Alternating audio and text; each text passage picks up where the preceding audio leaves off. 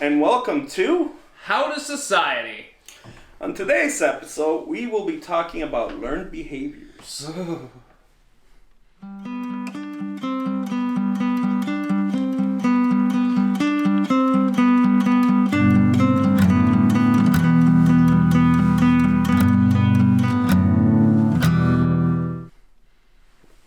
are they gonna go? Okay. Sorry. To reiterate, we're going to be talking about things that society has imposed on us. Why are you giggling over there? I'm sorry. Just Instead of stuff that happened like to an individual, things that happen to society in general. So anything from, feeling pressure to give the little cards during Valentine's Day, to the need to when you send Christmas cards. Sorry. After weddings, the thank you cards, stuff like that. Well, I will just say that after my wedding, we grew up in a more traditional area, and our families are both very traditional.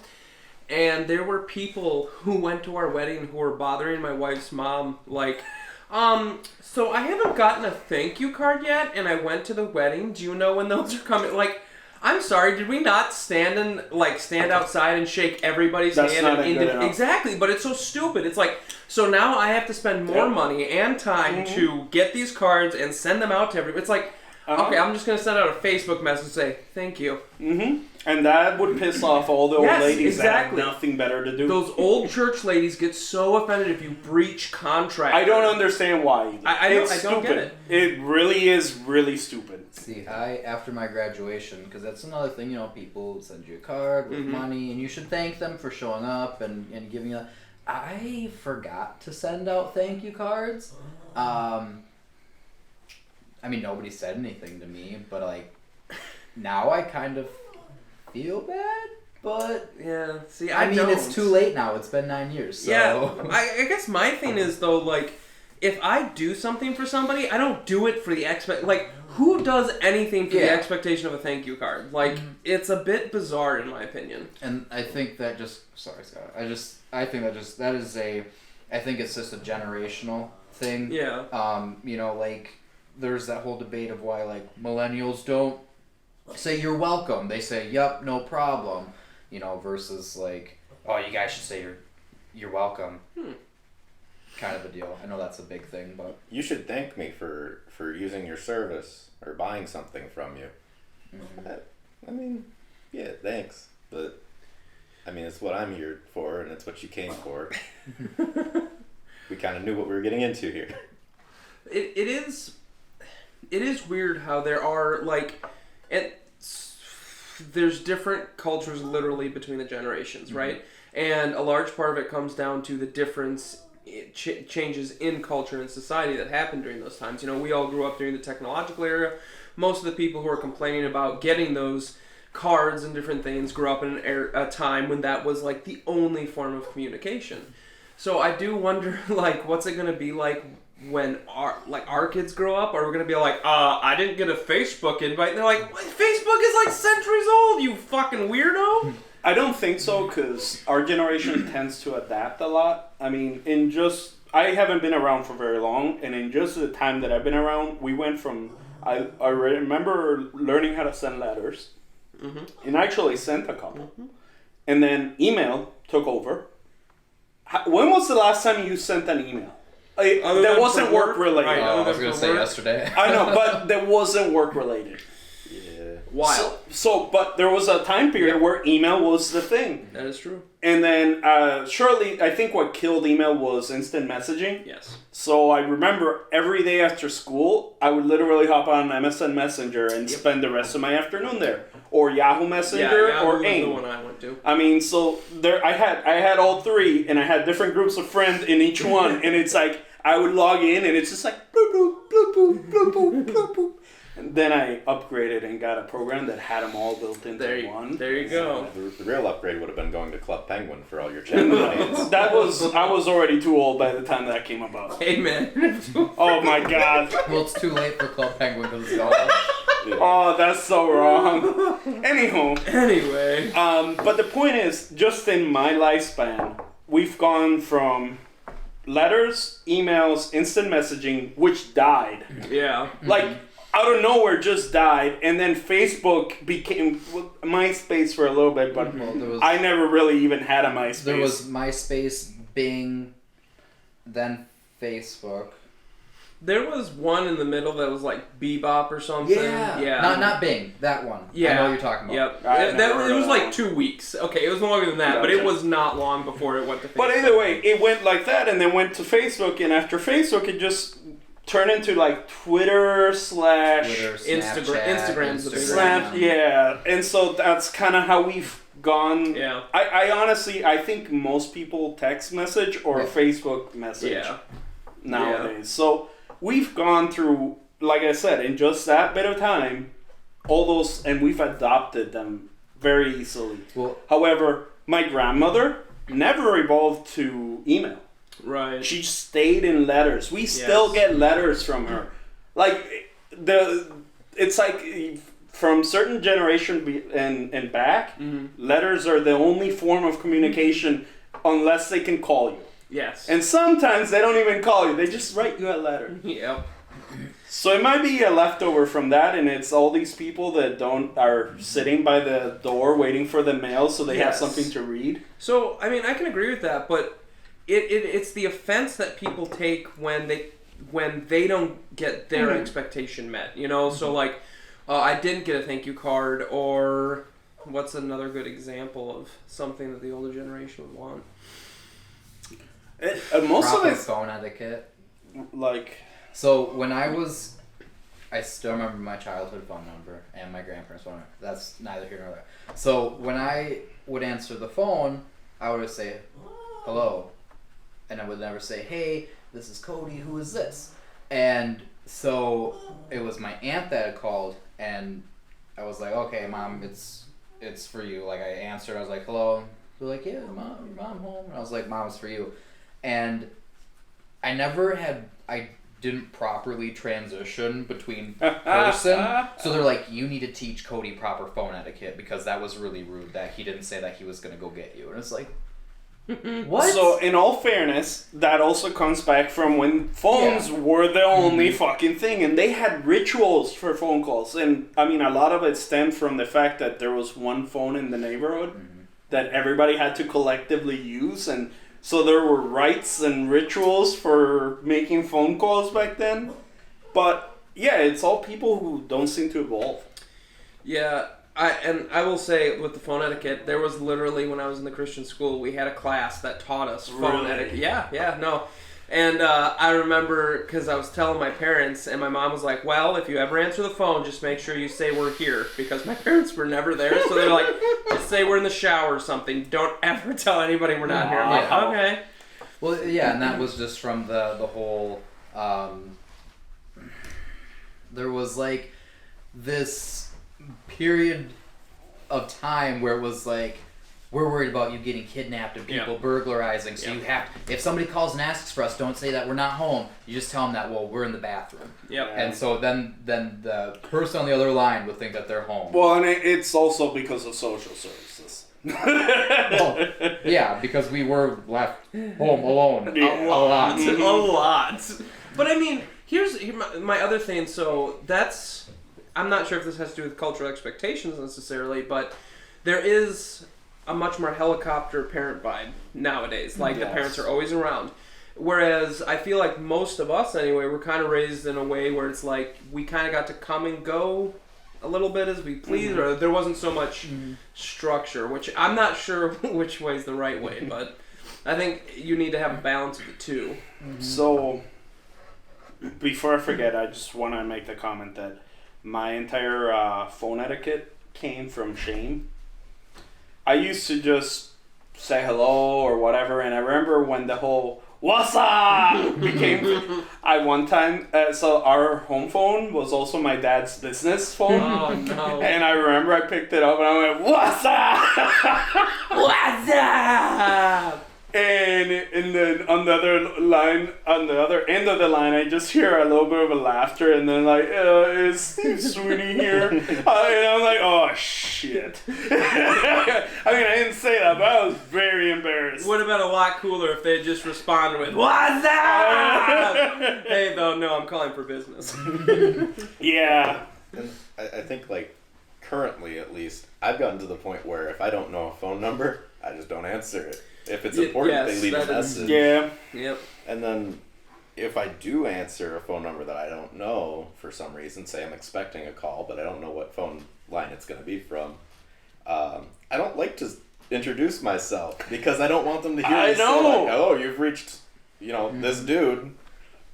And see, that's so Hello, like, who are you? Plus, speaking of etiquette, the caller is the one that's supposed to identify themselves, not the person who's receiving the call. That was like always an etiquette thing, and I get it so many times where they're like, "Who am I talking to?" Bitch, you called me. You called me. Yeah, it's like, wait, what? Exactly. You're supposed to say, "Hello, this is so and so. I'm calling for so and so." Basically, and so whenever that happens, I'm usually like, who is this? Who are you looking for? I think my favorite thing about that is they'll call and they're like, yeah, I'm looking for so and so, and you're like, sorry, you got the wrong number. Oh, well, my name is blah blah blah blah, and I'm calling from yada yada yada, and I'm like, I'm not the person you want to talk to. You're a little too late, and like I've already established, I'm not that person. I don't need your introduction. Yep. I don't need to know why you're calling me because you shouldn't be calling me. Yeah. So, are there any cultural expectations you see that we have with each other?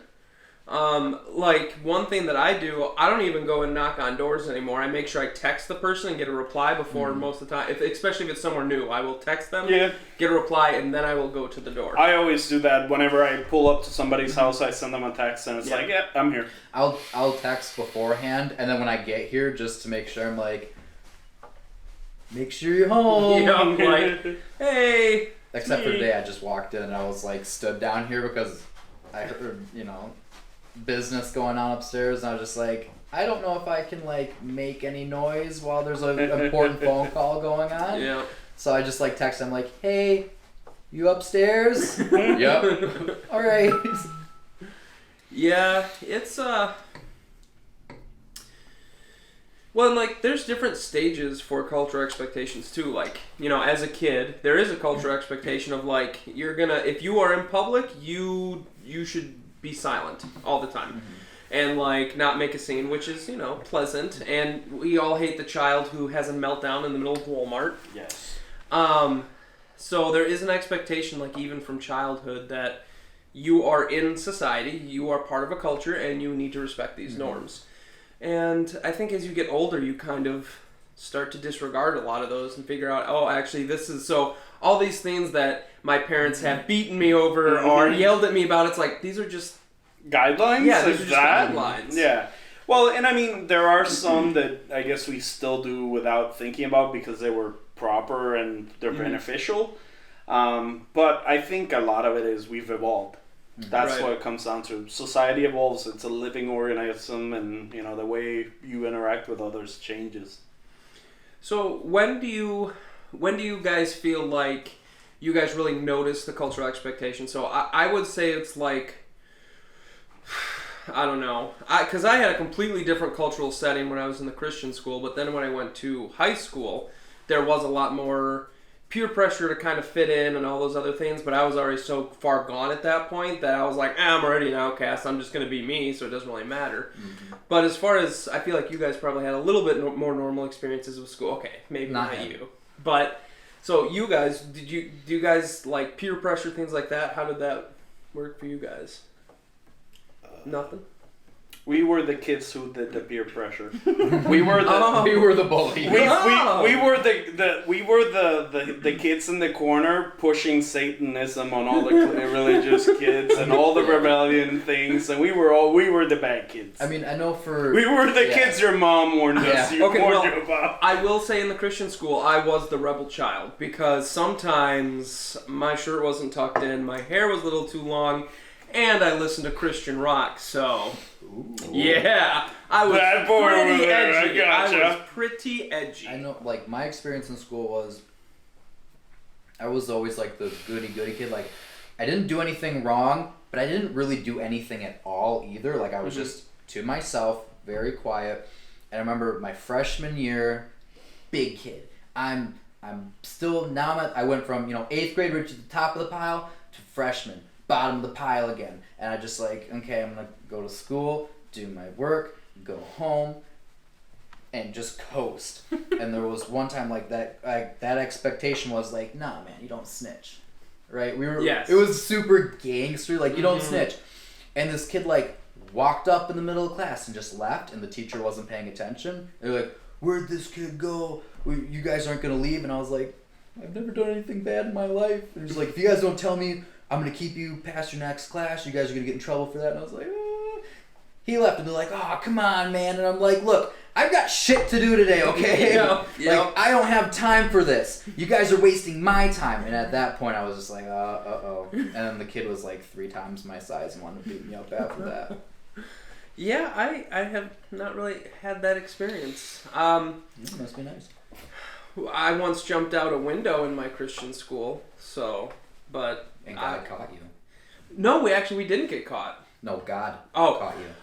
While you were falling. Yeah. But I mean, we had to sneak. Okay, it was great. So we jump out this back window of our math class. Were we you only gonna had- go get sweets? No, we just did it because we were bored. So me and my best friend, we only had 3 people in our class. That's how small our class was.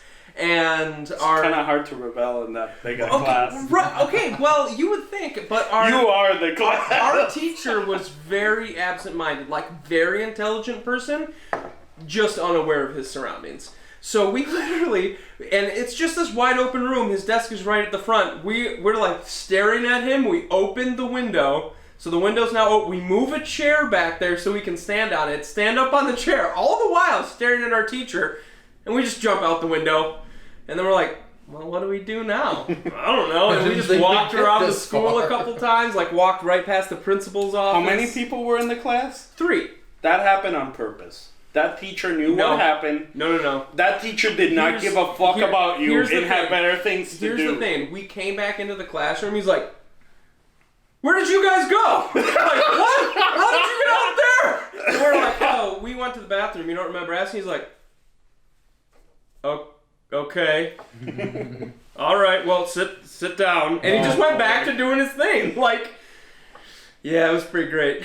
So the cultural expectation there was, I don't know. Don't be a dick. But, yeah,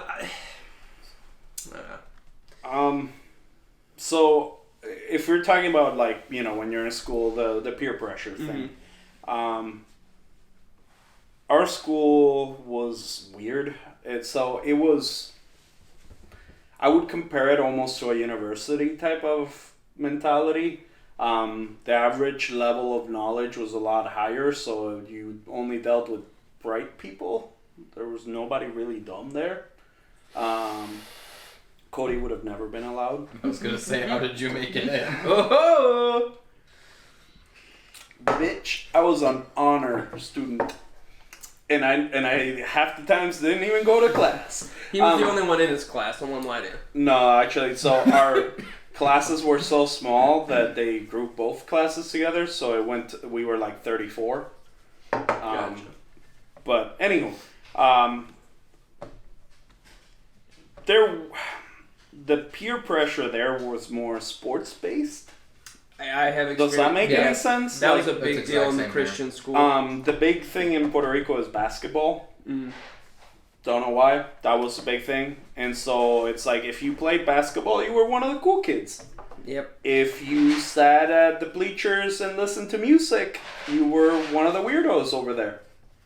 So I was with the weirdos listening to music. I would have loved to be one of the weirdos, but the problem with the school was we had so few kids that everybody had to play on the team or the team couldn't play. So you had me, who I have always been a big person and I had to play basketball.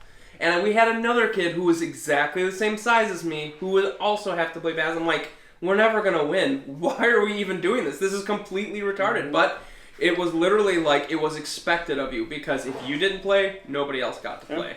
So gym class for us basically turned into the gym teacher would just work with the kids in the basketball team or the kids in the volleyball team, and everybody else just sat around the edges and did whatever the fuck they wanted. Yep. Once in a blue moon, for some reason, he made everybody exercise, and it was so painful. I remember being so upset about having to do squats and all this bullshit. Yeah.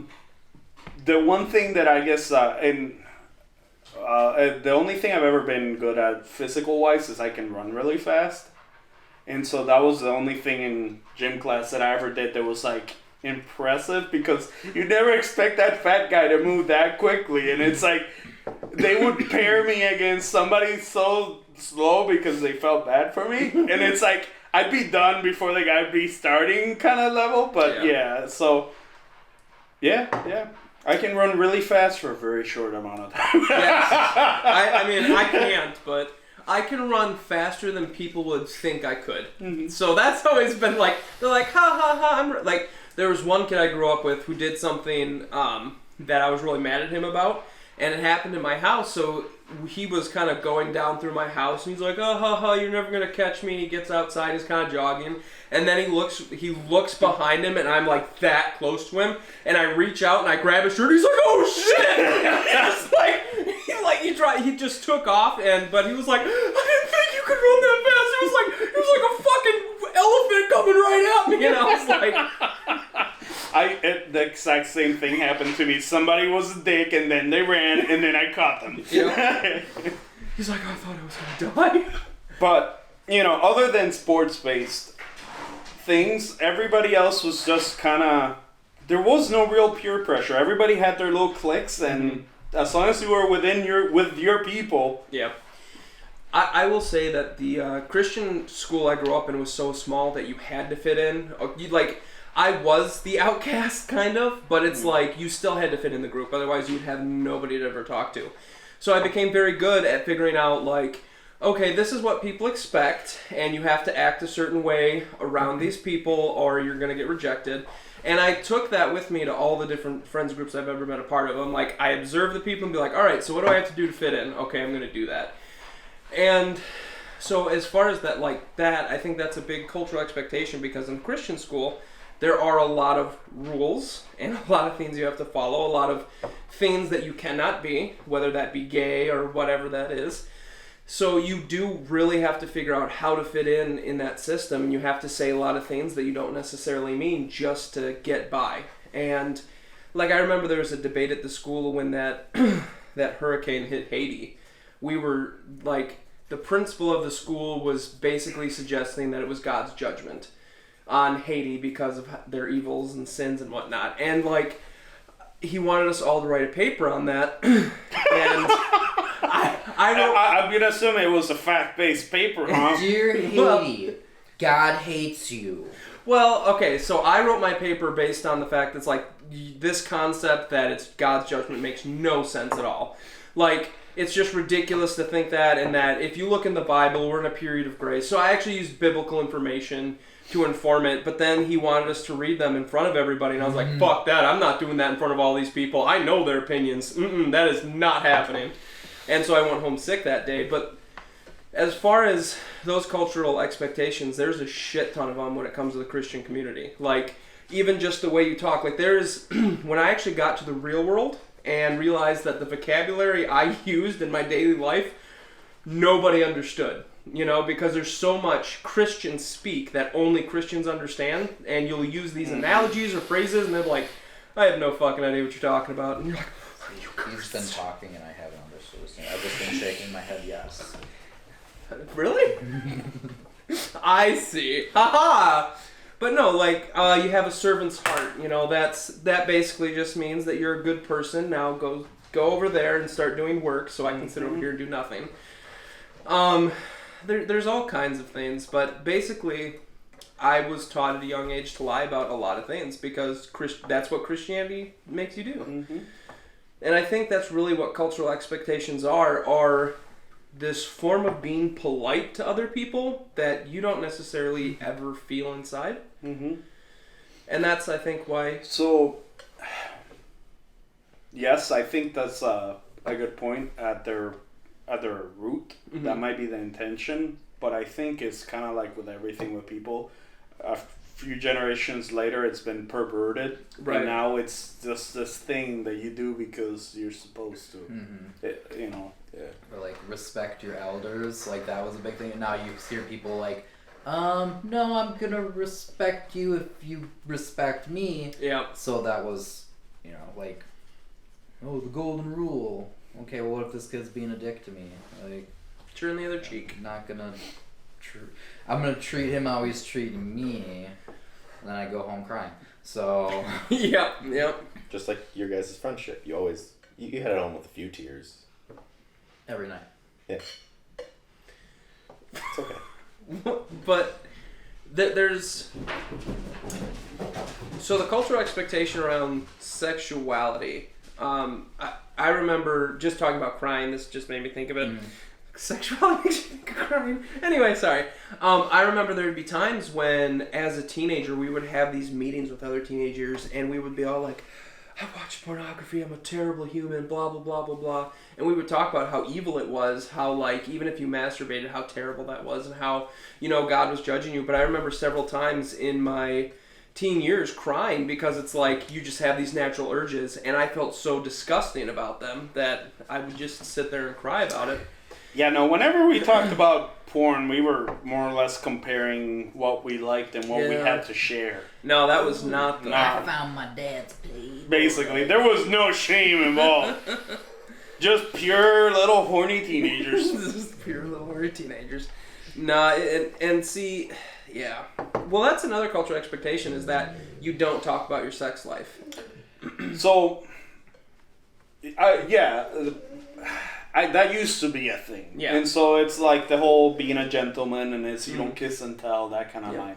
That's kind of gone out the window in the latest few generations. Hell, you could argue that that's never been a thing since medieval times, maybe. And even well, then, hey, I grew up in a community where it was a thing.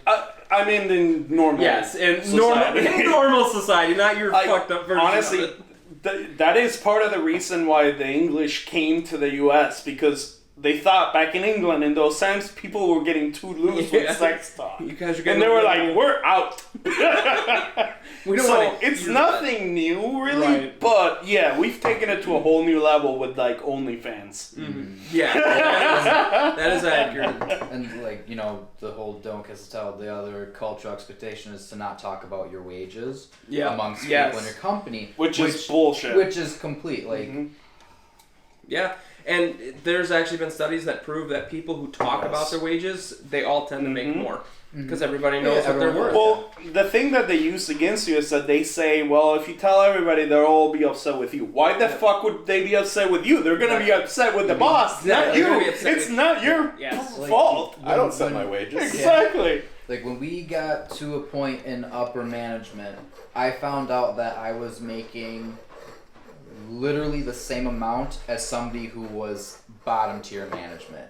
I think they were overpaying you. Well, no. But it was just like, oh, okay. I do all this extra work and I'm making the same amount of money as somebody Right. who just stands in one spot. Yep. And then likewise, like before I left, it was, I want a raise. Yeah. Well, I can't do the amount you're asking. And I'm like, all right, see ya. See? And I left, and then I found out that they were paying somebody Mm-hmm. $1. They were paying somebody $16 an hour who showed up whenever they wanted. It was just like they're doing no work, and you're paying them all that money. Yeah. Yeah, that was when I was a manager. I'm sorry. But when I was a manager at my job, you get to see what people are making, and you're privy to those conversations, and you're hiring and all those things. And it was really interesting to see how, like, we had a couple guys who were making a lot of money, like way more than they should have been. And then you get a guy over here who's a great worker, and you're like, listen, man, he just wants a quarter and he'll be happy. Like, no, I'm sorry, we can't do that. Okay, what about Joe Schmo over here who's making what he was making as a manager, and he left management? And it's like, why is this okay? And when I left management, I had to take a pay cut, and it's like, I was in no way mad at the guys who made the money, because if you're making good money, fuck it, like, you should go for it, I'm happy for you. It's the bullshit of, well, it was acceptable for them, but not for you, you know? Yeah. I used to work for, it was a business that had a number of stores, and if I say what the other things were, stores and attractions, and I would go amongst the 5 places as assistant to retail at one point, a supervisor at another point, like all of these things, and I wasn't making a whole lot more as what I had started with. Like assistant to retail, I'd have to stay late to count in new products, get them all put away, and educate people on, like, this is the thing that we have now, sell it. And that's 5 different businesses to do that with 5 different focuses, which turned into having to be an expert on a lot of things, but not really get paid much for it. I get paid more without commission where I am now than I did there. And it's just like, it's very common in retail because they treat their employees as replaceable. So why would they pay you more when they can just hire somebody new and pay them less? You don't have a value in their eyes. There's very few jobs out there that if you were to actually be like, well, I mean, if you don't give me more money, I'm out of here, where they would actually care. The majority of them would be like, hey, there's the door. Yep, there's the door. There's like 5 people waiting for your job, Yeah. As far as current cultural expectations, it is very interesting. We had a bunch of people come in who were hired workers from different countries, Puerto Rico, Dominican Republic, and like all the Caribbean islands. We had a bunch of those guys come up and start working at the foundry, and it is very different how different our cultures are. And one thing that I honestly didn't expect but was bizarre was when they are in the lunchroom, all of them will play videos on their phones at like full volume. And it's like, no, in American society you put headphones in and we don't want to hear any sound from anybody. In fact, you want to sit about 3 chairs away from someone, don't make eye contact, stare down at something. Like, that is honestly what I've seen the new American culture norm be, is don't even pay attention to people around you because you don't want to be in a conversation. which is actually really sad. Yes. I can attest. So, yes, that is a very common practice in the islands because it's much smaller communities. So everybody knows each other. Right, and that was the thing. These guys sitting in the lunchroom, like, they're all watching videos, but they're all laughing, they're talking. It's like, okay, well, I'm just going to sit over here. You should have joined them. I guarantee you they would have. They would have too much talking. You like talking. I do like talking, but only to people I know. Trust me, you would get to know them really quick. They're very open people. They wear their hearts on their sleeve. Right. There's a lot of passion though, so it's the same way. It's like they're very welcoming and very friendly, but if you hurt them, they will cut you. Having had coworkers from other cultures, I noticed, like, if you show like the smallest amount of interest in what you see them taking an interest in. I had a coworker who, if I'd go by his workstation and he didn't have like a customer or anything, I'd see him watching, soccer or, football. And eventually I started asking him about it, like, oh, like what teams are playing today, or what's going on here. And he was always happy to educate me on it because he just wanted somebody to talk to about it. Pretty much. And it's a very, so we in the US are a very close culture. the rest of the world, for the most part, is a very open, very talkative culture, except for some of the weird countries like Britain. They are fucking prudes, and that's why we are prudes.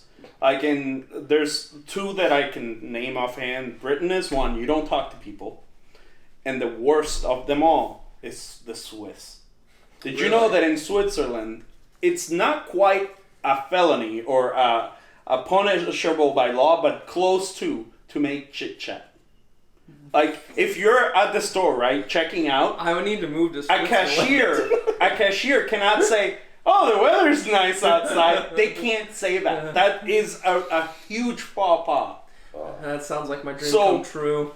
So you can see the extremes. Right. So the majority of the Latin-based, languages, the Romantic language countries Right. are very open, like Italians, French, Spanish, Portuguese, all of them. Yep. They love fucking shouting about things they feel passionate about in large groups. Well, and that is another part of why American society and other cultures are so prudes is I do feel like we have been taught to never show emotion or never, and especially if you are in public, like even public displays of affection with a loved one, it's like, not in front of other people. There's an inverse to that. At least I noticed pretty early on into school, where if you don't show that you are at least sometimes having a decent time, you are a freak. Like they're just like, oh, that guy. I bet he has a gun. I bet he's gonna bring it to school. Yeah. If people don't see you smile sometimes, it's bad. If people hear you laugh all the time, you're annoying. So like, It's a happy medium that you have to fake. Yeah, and especially in like high school where those pressures are so real, it's like you really do have this level of fakeness you maintain. And it wasn't until actually I got out of high school into my marriage that I was like, I'm not even a real human. I'm literally just the expectation of what I think other people think me to be. Like, that's really all that I am. And so it was a long journey for me actually figuring out who I am separated from all the cultural expectations, all the personal expectations of what everybody else thinks I should be. It's hard, but honestly, it's a lot easier to accept who you are and be who you are than you might think. Yep. I would agree with What's hard is identifying it. Like, Yes. becoming aware that you're actively doing this because of this social norm and not because you want to do it. Yep. No, and that was, I think I was very aware of some of that just because of how much lip service you had to give the church, all those things, the way I was growing up. Like, you do have to give a lot of lip service, and if you don't say it the right way, or you say it a little begrudgingly, like, you're going to be in detention because I don't like the way that you said that about God. Like, those were real things. It makes a lot of sense what you said, though. So, honestly, when I first met you, I didn't like you. No, And it's because of that. Because you were being fake as fuck. And it's like, it's something that I can just tell subconsciously if somebody's being authentic or if they're being a fake person. Yep. And I could feel that. And it's like, once you've opened up and you're you, I don't have any problems with you. Back then, though. I just can't stand people who don't like to curse. I really hate to hear about what you thought of me when we first met. You? Yeah. I thought you were gay, and I thought you were pretty cool. Everyone did. Yeah, I got no problems with that. do me. Oh crap! He's got to think about it. I still don't know what I think about you. Okay, fair. I think I haven't had the same. He's still giggling. Why are you giggling? You're gay, but you're pretty cool. Well, you were. Like, I remember. So, sorry. I'll come back to you. I remember that I was starting out at the job, and I didn't know how to do a lot of shit, and there was a few times that you helped me out, and you didn't abandon me. There was one time that I was so glad. I think that was the moment that I'm like, this guy's okay in my book, and it was like, a horde of little kids showed up and literally brought so much fucking candy up. And I'm like, oh my God, he could totally leave me right now, and I have to deal with counting all this bullshit. But you didn't. He stuck there and he helped me count all this bullshit. And from that day on, I swore I would die for this guy. You helped me with some kids. I will talk for you. You followed me into battle. Yeah, basically. Brothers. You don't understand, man. Retail is vicious. I do understand. He was there with We me. got to a certain point where he's like, he would piss people off and be like, you can go talk to that guy. Yeah, that was after I had the job and I was solid there. It's like I didn't give 3 fucks. He was my peacekeeper because I would just be a dick to people and then he'd have to come afterwards. Yeah, I had to deal with that one other bald guy. He was kind of a dick. I'm like, oh, what do you do? How can I help you? What can I do to make this right? Hey, you know what? I'm not so mad about it. But no, always was a good impression from the get-go. It was always terrible. Like, there's also that expectation of like when you know who you're gonna work with or who you're, if they're not there that day, it's all of a sudden a terrible day. I looked forward to being at work and him being there because it was like literally the day went by quick. All we did was talk about games. He was my work wife. Yeah. Well. I wore the pants in that relationship. Yeah, when I had to constantly clean up the messes. Yeah, exactly. He was my wife. Well, we're getting a toxic match. Yeah, we are. Anywho, but honestly, Skylar, it's a 2-part thing. One, I don't think we've had the time spent to actually get to know each other, so I can actually make a full opinion. And the second, it's like I can't quite place you. Okay. You seem like you could be hiding like a serial killer. Gotcha. But not necessarily. So that's why it's like, I don't know. Okay. Like, you could kill somebody. You wouldn't kill him, but you could kill somebody, and that's what he's afraid of. Well, no, Yeah. I don't care if he kills just somebody kidding. else. Maybe I'm naive. I don't see you as a possible serial killer, but I feel like we've known each other a lot longer. We spend a lot more time together. That's the key. Well, we were in theater together. That's a bond that cannot be broken. There you go. Yeah, and I remember. So I just remember my senior year when I first met you. I was like, I have no idea what's going on, but somehow I just have an ability to walk up to people and be like, I'm inserting myself, and they're kind of like, oh, you're okay. I don't know how I do it. But yeah, I think was the first time we met when you guys were playing, you guys were talking about D&D or something? So we were in the high school commons. With the event that you're thinking of, we were settling in to play D&D. That's right. 3.5, by the way. There you go. No, but we were settling in, and I know why you would remember that as our first interaction, because that was the first time we really interacted. Right. But our first actual time, really meeting at all, was in the improv class with Miss Geslin. Yep. Because we had to give presentations about who we were and what we were like, and I remember during your presentation thinking this guy's pretty cool. See, oh, that is so bizarre to me because I remember I literally put that presentation together a couple minutes before I went up there, and I was like, this is gonna be terrible and everybody's gonna hate it. And I had 3 people come up and be like, wow, I thought that was really cool and you seem really cool. I was like, you got that out of hey, all right. Hey man, I have no friends, so we're going with it. I was just oh yeah, I like games like this one, Monster Hunter, and there was one, I had a freshman, and talking about cultural expectations, so he was a freshman, I was a senior, but I had just, first time in school, he walked into a history class on a Halloween, or a Spirit Week or something, and he had a penguin outfit on, and I just remember, I looked at him, I was like, that's awesome, dude, I love the penguin outfit, and he's like, oh, okay. I was talking to this guy later because we got involved in drama together, and he was like, I just want you to know that meant so much to me. I was going into a senior class as a freshman with a penguin costume on. I thought I was going to be tormented. And the first thing a senior says to me is, I like your penguin costume. That's awesome. He's like, that meant so much. I'm like, you guys have low expectations. I don't know what to say here. Yeah.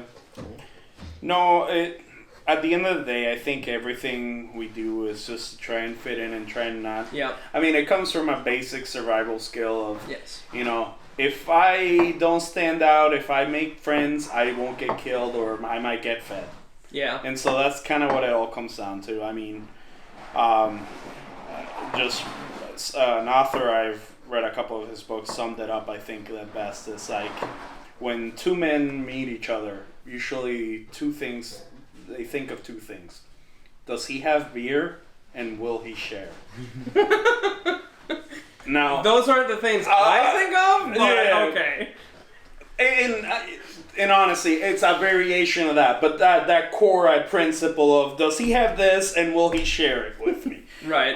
Apparently, women have way more complex interactions. Like, apparently they see each other at like 5 different levels, and like they have this entire analytical thing at first glance. That it's like layer and layer and statuses and hierarchy and all this bullshit. Meanwhile, we're just like, will he share that with us?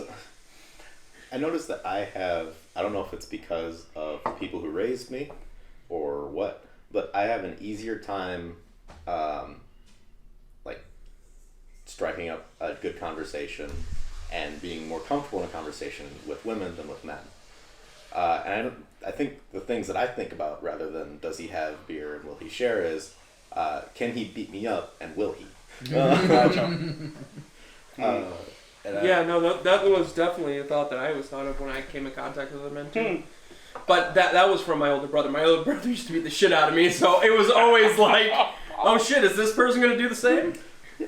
And whereas obviously ladies can be aggressive as well.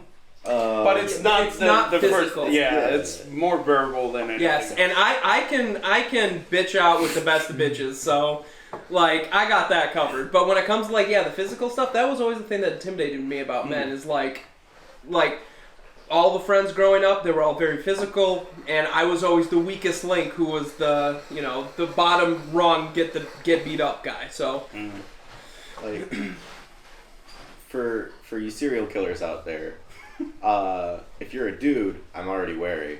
If you're a lady, I mean, I'll probably just be like, yeah, no, You're gonna have I'll an help you easier take this to time. your car. That's fine.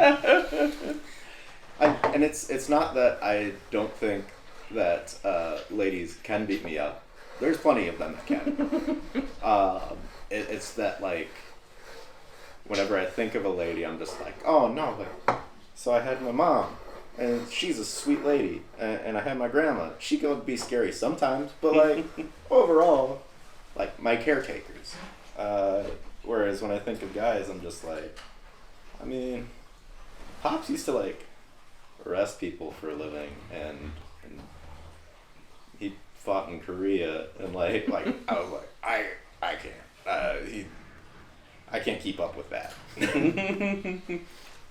there is a level of masculinity there that I'm just not comfortable with. Yeah, no, I just don't care about it. Yeah, and that's a good point. I don't know. Guess that's not something I ever worried about. It's more of a.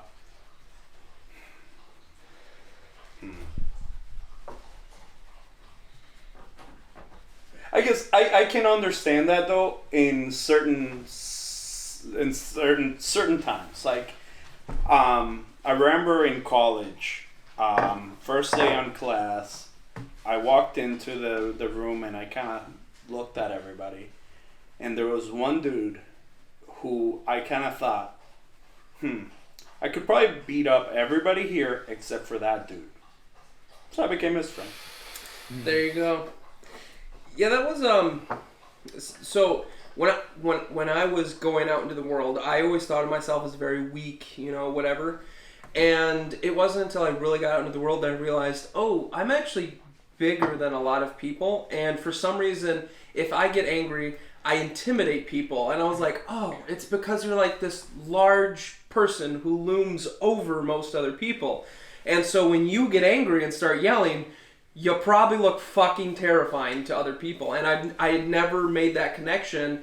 And one day at work, this guy had done something on a personal level that was very, very frustrating.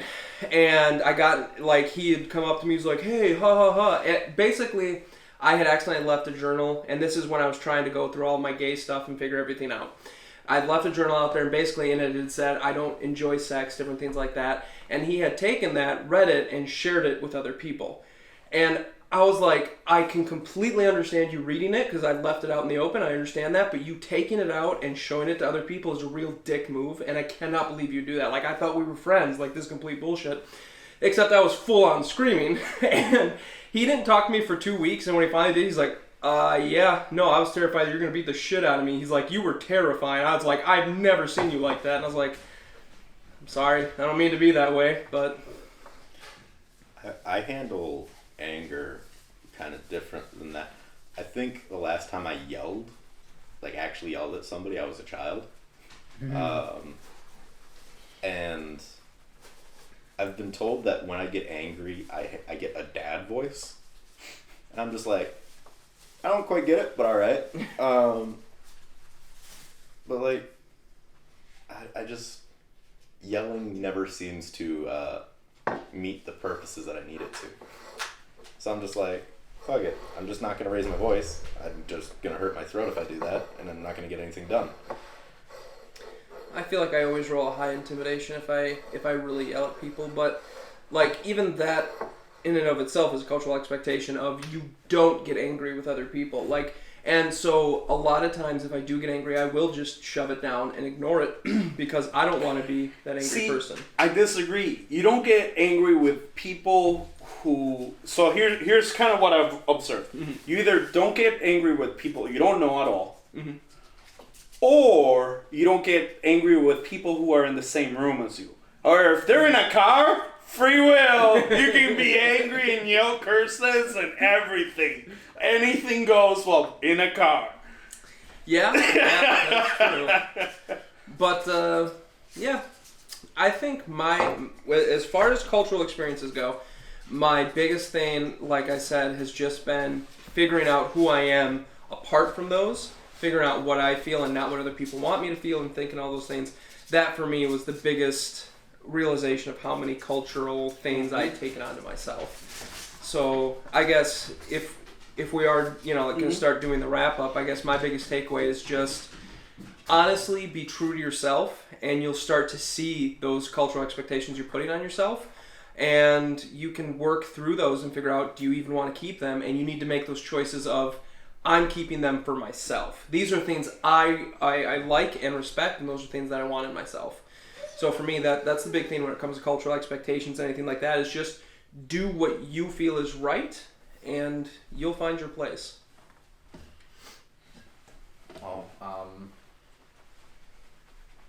Pretty much the same. Like we already established. It's always changing from generation to generation, and if you sometimes need to sit back and look and analyze these expectations and say, is this really necessary? Is this something that's going to better my life? And if it's not, then you can always change it and create a new exception. Yeah. Societal norms are obviously different in different cultures, different communities, but if there's like ever anything that you think society is going to require you to do that degrades you or just doesn't sit right with you, I mean, what's wrong with testing the waters and seeing what you can do? So, just be who you are and fuck everybody else. If somebody's gonna like you, they'll like you for who you are. There's plenty of better people out there. It's definitely better to be liked for who you are than somebody you're not. Yeah, fuck you, Aunt Frida, if you thought you were gonna get a thank you card. You ain't a fat bitch. Do drugs and stay in school. Hey guys, if you enjoyed the conversation, come and meet us again, and like, subscribe, share, leave us a comment. We really want to hear about your feedback, and hit that little bell for us, and you can get updates every Friday for when we put out a new video.